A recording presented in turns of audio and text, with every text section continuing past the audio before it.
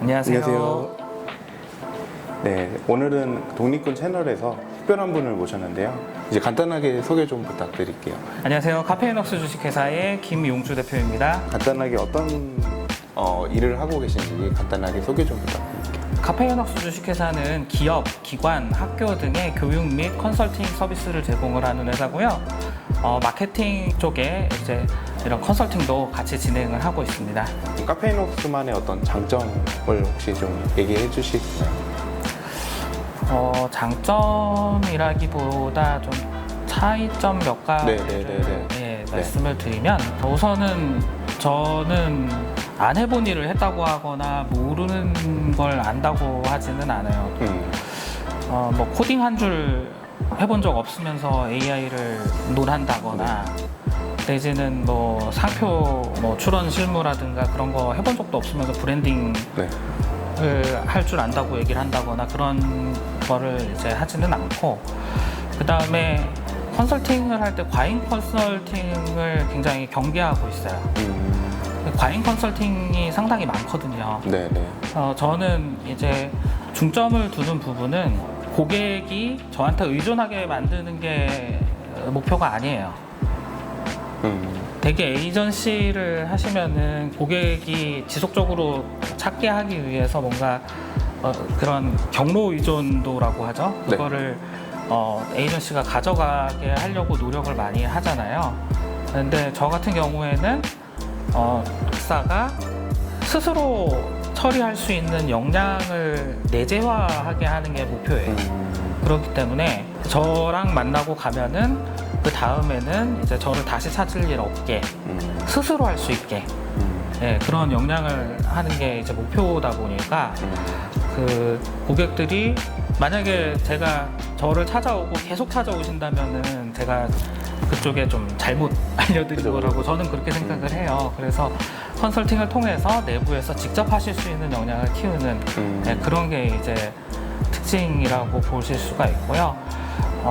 다양한 종류의 컨설팅을 제공을 하고 있지만은 결론적으로는 상품 개발을 함에 있어서 상품 개발 전체 그 과정에 있어서 내부적인 역량을 강화하는데 이제 제가 집중을 하고 있다라고 생각을 하시면 될 것 같고, 특히 다른 이제 에이전시 분들의 경우에는 되게 에이전시로 출발을 하셔서 계속 에이전시만 하는 분들이 많으시잖아요. 근데 저는 이제 에이전시를 만든 지는 5년 됐고 그 전에 17년 동안 인하우스에서만 일을 했어요. 인하우스에서만 일을 했고 그렇다 보니까 이제 에이전시에 어떻게 일을 주고 그 에이전시가 실제로 전체 프로세스에서 하는 일이 뭔지를 잘 알고 있거든요.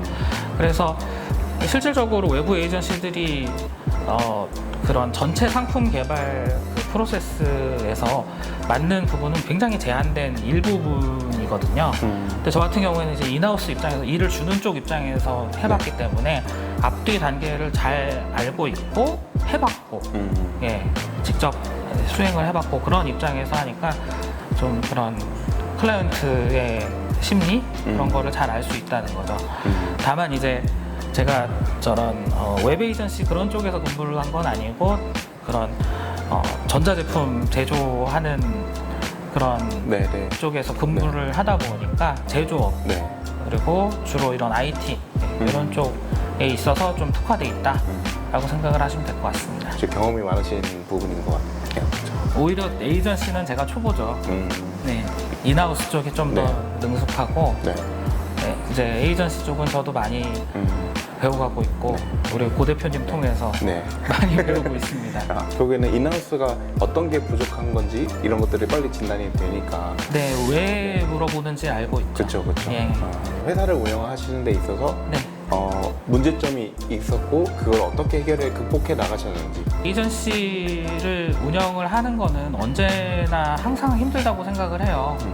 항상 위기고 항상 어려운 상황이라고 생각을 하고, 근데 저 같은 경우에는 보면은 뭐 이것저것 하는 거로 보시는 분들이 계실 수도 있는데 사실 제 입장에서는 딱 하나 한다고 생각을 하거든요. 상품 개발과 관련된 컨설팅.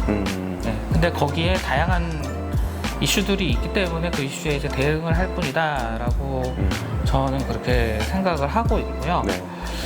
위기 상황을 극복을 하는 거는 제가 이제 스스로 하고 있는 부분은 제가 다른 회사에 이런 컨설팅을 하잖아요. 경영 진단을 하고 그 경영 진단 결과에 맞게 실행 계획을 세워주고 그런 것들을 진행을 하는데 똑같아요. 제가 어떤 사업상의 위기 상황이었다 그러면은 제 스스로 진단을 합니다. 네, 스스로 감사를 하죠. 네, 스스로 감사를 하고 그 감사 결과에 따라서 잘못을 고쳐 나가고 이제 그런 과정을 거쳐 나가게 되고요. 어려움이 왔을 때 사실 다 그럴 것 같긴 한데 결국은 정신적인 게 더 힘든 것 같아요. 가만히 보면은 뭐 예를 들어 저런 뭐 작은 문제다 그런 거가 있으면은 그거는 누구나 힘들잖아요. 네. 그런 거를 해결할 수 있는 누구만의 뿅 하는 해결법이 있으면 그러면은 아무도 그거 갖다 고민을 안 하겠죠. 오히려 그거보다는 그런 어떤 사업을 하면서 일어나는 여러 일들을 받아들이는 자신의 어떤 멘탈 관리 그런 부분이 좀 이제 고민이 되는 부분이고, 근데 그거를 뭐 다른 방식으로 풀어보려고 많이 노력을 했는데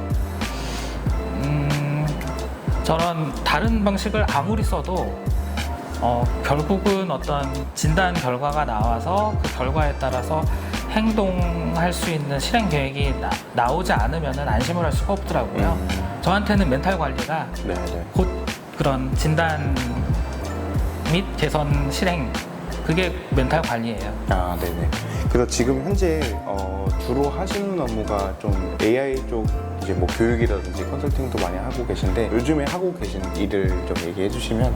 주로 이제 기업에 있어서는 AI 도입과 관련된 사내 업무의 AI 전환에 관련된 그런 컨설팅을 제공을 하거나 또는 이제 교육을 많이 진행을 하고 있어요. AI 쪽으로 어떻게 보면 전환 뭐 또는 이쪽으로 이제 확장하게 된 또 계기가 또 있으실지. 저희가 이제 교육 및 컨설팅이라고 말씀을 드리는 이유가 저는 상품 개발 체계에 대해서 주로 컨설팅을 하거든요. 네. 그런데 그 AI는 이제 최근에 화두로 떠올랐기 때문에 그게 개발 체계에 이렇게 융합이 되면서 어떻게 사람들이 그 부분에 관심을 갖기 때문에 이제 그 한 부분으로 들어온 거고, 실질적으로는 상품 개발 체계 전체를 다 컨설팅을 하는 거고요. 그 중에서 이제 AI가 최근 화제이기 때문에 이슈로 들어온 겁니다. 그런 거고요. 계기가 되는 에피소드가 좀 있다고 한다면은 우선은 뭐 한 두 가지 정도가 있었어요. 뭐냐면은 하나는 이제 저런 일반 기업에 계신 분인데 네. 본인이 생성형 AI를 사용을 해서 이렇게 제품의 이미지를 생성을 하시고 본인이 내가 제품 디자이너다.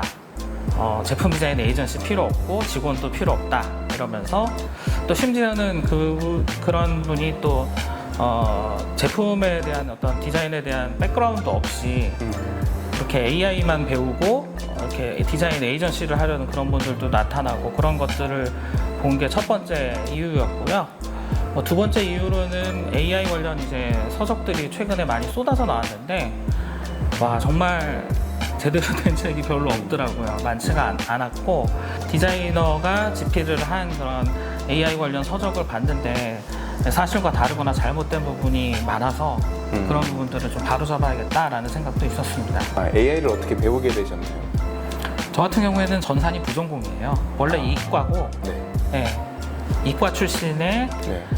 그다음에 전산 부전공했고 그다음에 디자인과도 공대 쪽에 붙어 있는 디자인과를 나왔기 때문에 이제 AI가 그렇게 어색하지가 않고 그리고 저한테는 사실 특별하지도 않아요. 왜냐면은 굉장히 예전부터 네. 그 주제에 대해서 알고 있었고 교육을 받았고 그리고 또 제가 이제 전자회사에 있었잖아요. 네, 네. 네, 제조업에 네. 있었기 때문에 또 늘상 접하던 거기 때문에 하긴, 그렇게 네. 예, 신기하지는 않고, 다만 이제 생성형 AI를 처음으로 이제 접하게 된 거는 앞서 말씀드린 그 어떤 업체 그런 분이 네, 네. 본인이 생성형 AI 사용해서 이렇게 제품 디자인 생성하시고서는 디자이너다라고 얘기를 하시는 그런 얘기가 나오면서부터 본격적으로 관심을 가지게 됐어요. 처음 사용을 해본 거는 이제 제가 이제 영상 제작 업무도 하고 있거든요. 네. 예전에도 했었고 지금도 해요. 네. 지금도 하는데 뭐 이제 메인으로 내세우고 있지는 않아요. 네. 거기서 이제 촬영을 보정을 하기 위한 용도, 그 용도로 생성형 AI를 사용을 했었죠. 네. 새로운 물체를 집어넣는 게 아니라 네. 삭제하는 용도로 주로 많이 네네네네네. 사용을 하고 보정을 하는 용도로 많이 사용을 하다가 그런 이슈가 터지니까 좀 제품 쪽에서도 어떤 상황이 어떤가 그거를 이제 관심이 있어서 좀 그때부터 생성형 AI 쪽 공부를 시작을 했고, 공부는 주로 논문과 도서 중심으로 했어요. 그래서 최근 국내에 출간이 된 건 거의 다 본 것 같고요. 주로 많이 제 수업에서 교재로 사용도 하고, 저도 이 책은 정말 좀 좋다, 추천하고 싶다라는 책이 있다면은 이제 데이비드 포스터의 그 제너레이티브 딥러닝이라는 네. 책이 있어요. 오레일리 북에서 나온 거. 네. 그거를 많이 추천을 드리죠. 책 자체도 왠지 원론적인 이야기를 많이 할 것 같은 느낌이네요. 네, 디자인 서적이 아닙니다. 그렇죠. 네, 머신러닝 서적이에요. 네. 네.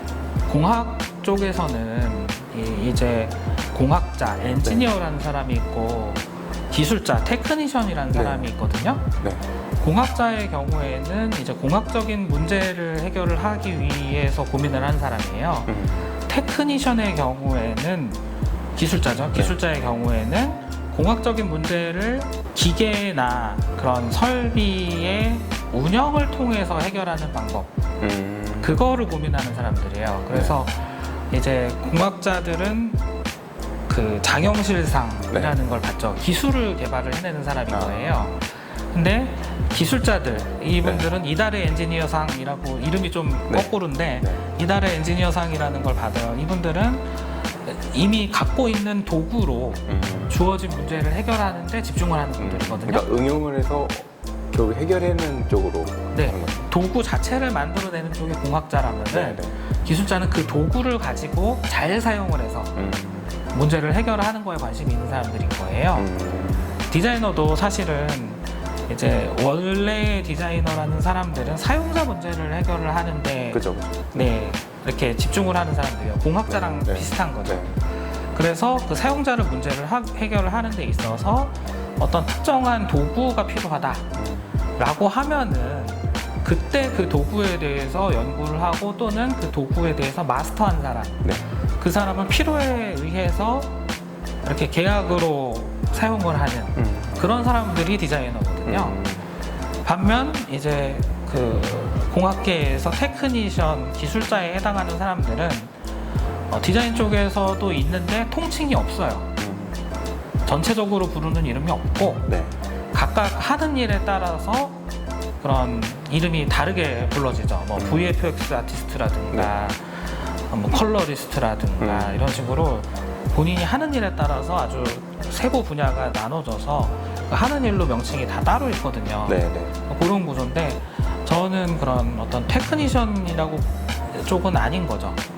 애초에 이제 이과 배경으로 네네. 시작을 한 사람이고, 그리고 이런 상품 개발 체계 전체에 대해서 이렇게 그런 진단을 하고 그거를 개선을 하는 일을 했던 사람이다 보니까 네. 이거는 이제 좋은 작가님들, 테크니션 분들을 사용을 할 상황이 오면은 그런 분들께 의뢰를 드리는 거죠. 네. 저는. 네. 그래서 좀 차이가 많이 있어요. 한국에서 말하면 기획자. 네, 맞습니다. 그러니까 실은 미국에서는 다 기획을 다 디자이너가 하지만 네. 약간 그런 포지션에 있다는 걸로 보면 될 맞습니다. 것 같아요. 네. 요즘에 좀 AI 때문에 디자인 쪽 분야가 얼마나 영향이 있는지 혹시 좀 느껴지시는 게 있으실까요?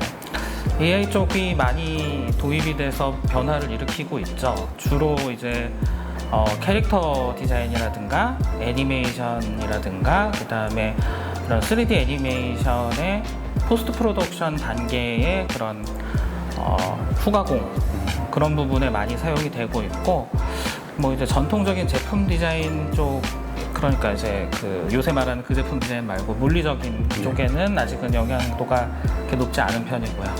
실질적으로 그 어떤 컨설팅을 했는지, 또는 아니면 그 이제 컨설팅을 하면서 좀 어떤 게 개선이 되는지. 우선 뭐 제일 대표적인 거는 이제 교원 프로퍼티의 웰스 사업부. 예, 그 혹시 아시나요? 네네네. 예, 렌탈 사업 하시는 업체죠. 거기 이제 AI 전환 관련된 그런 컨설팅을 진행을 했죠. 그게 이제 카페인 웍스로 받은 게 아니라 이제 대학원에서 수업을 하면서 네. 그 수업의 산업 과제로 받았어요. 네, 그래서 그걸 이제 학생들과 함께 진행을 한 그런 사례가 있죠. 그쪽은 이제 제가 관심을 가진 분야가 아까 이제 제품 디자인 쪽에서 생성형 AI 적용이 많이 안 된다고 그랬는데, 네. 제품 디자인에 생성 AI를 적용을 하는 부분이 제가 관심사기 때문에 생성형 AI를 제품 디자인 프로세스에 어떻게 융합을 하고 그걸 활용을 한 디자인 방법론이 뭐가 있을 것인가, 이거를 좀 이렇게 연구하고 개발을 하는 그런 과제였고요. 그게 단순히 이론 교육으로 하는 거는 좀 잘 맞지 않다고 생각을 해서 제품 디자인 과제 5개, 네. 그거를 이제 실제로 생성형 AI를 사용을 해서 개발을 하면서 좀 실증적으로 검증을 해본 거죠. 실질적으로 그렇게 해서 그래도 어느 정도 좀 개선이 많이 됐었나 보네요. 그래도. 네, 지금 잘 알려져 있지 않은 것 같은데, 국내 대기업들의 경우에는 작년에 이미 이런 AI 전환과 관련된 연구 과제들을 거의 마무리를 했고요. 이제 올해 상반기에 중견 기업들, 이제 하반기에 중소기업 그 이하로 이제 내려오고 있는 터라, 작년에 연구 과제를 한 그런 기업들은 올해 이미 시범 적용을 해서 네. 실무에서 활용을 하고 있습니다. 어떤 분야가 또 적용이 될 수 있을까요?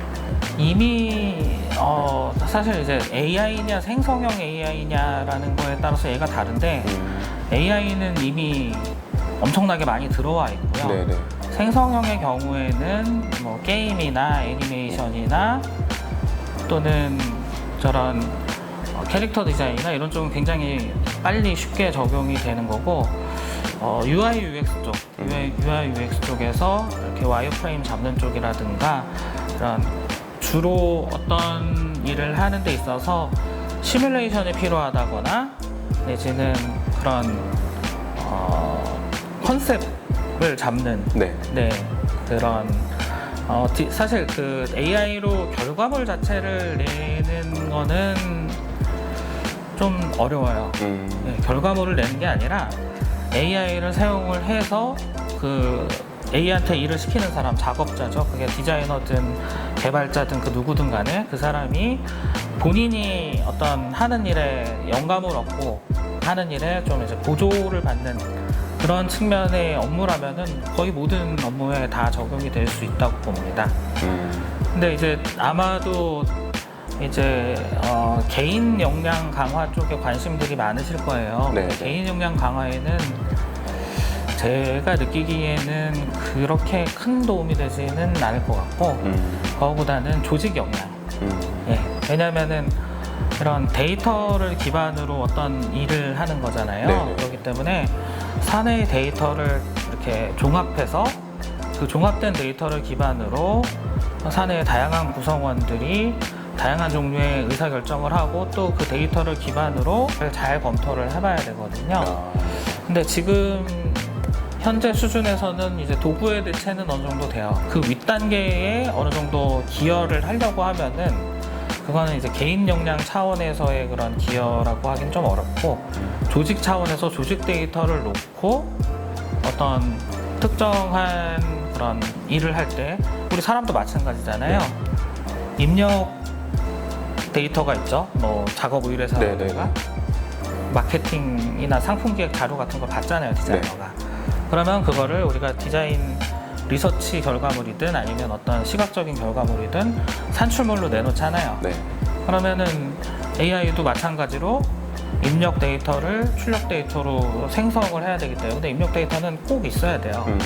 예, 근데 그게 어떤 개인 차원에서 갖고 있는 그런 것보다는 서로 다른 부서에 다른 일을 하는 사람들이 갖고 있는 자료를 참조를 해서 결과물을 생성을 할 때 의미가 있거든요. 네네네. 그런 의미입니다. 그러면 요거는 또 이제 AI를 적용하기 위해서는 또 비용도 들 텐데 기본적으로 어느 정도부터 들어가나요? 비용 이슈가 좀 화두가 되고 있죠. 그 비용이 이슈가 되는 부분이 저도 이거 하면서 교육도 하고 컨설팅하면서 놀라는 부분이 공짜라는 생각을 많이 하시는 거예요. 근데 공짜가 되기는 좀 어렵고, 네. 결국은 이제 어떤 환경에서 실행을 할 것인가, 어떻게 이걸 사용을 할 것인가를 좀 알고서는 해야 돼요. 무슨 얘기냐면은 제가 이제 많이 듣는 얘기가 비용 얼마나 드냐고 네. 그냥 이렇게 단도직입적으로 물어보시는 경우가 있거든요. 네. 그거는 제가 알 수가 없어요. 그죠. 왜 알 수가 없냐면은 사용량과 그걸 어떻게 사용을 하실지 그런 거에 따라서 그거는 계획을 하는 거지. 그죠. 그거를 미리 막 예측을 해서 얘기를 하기는 힘들어요. 예를 들어서 거기 구축을 해놨는데 사내에서 사용을 하는 사람이 한 명이다.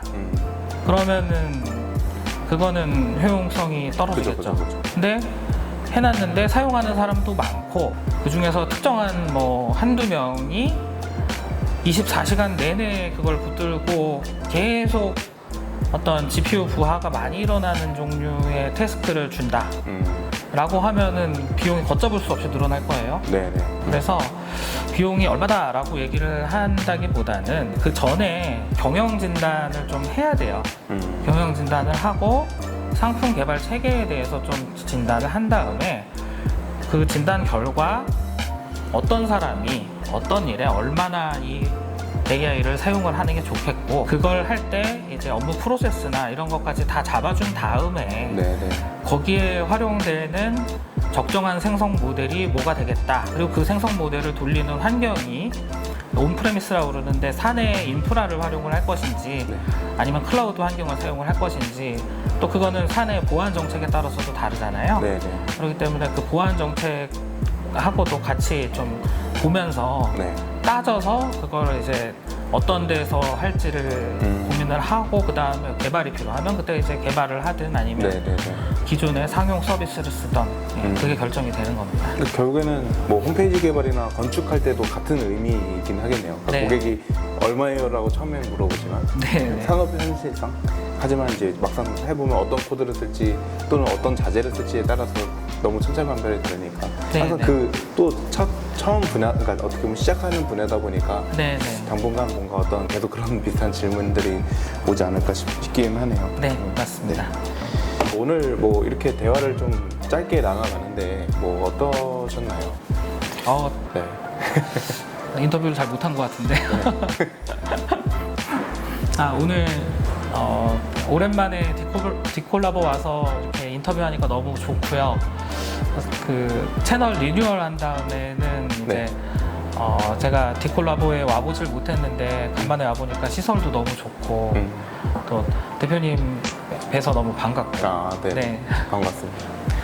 자주 좀 찾아와서 저도 말씀 나눌 수 있으면 좋을 것 같아요. 오늘은 이렇게 김용준 대표님을 모시고 AI 관련된 뭐 디자인 산업 분야라든지 다양한 이야기를 해봤는데요. 여기까지 하도록 하겠습니다. 네, 감사합니다. 감사합니다.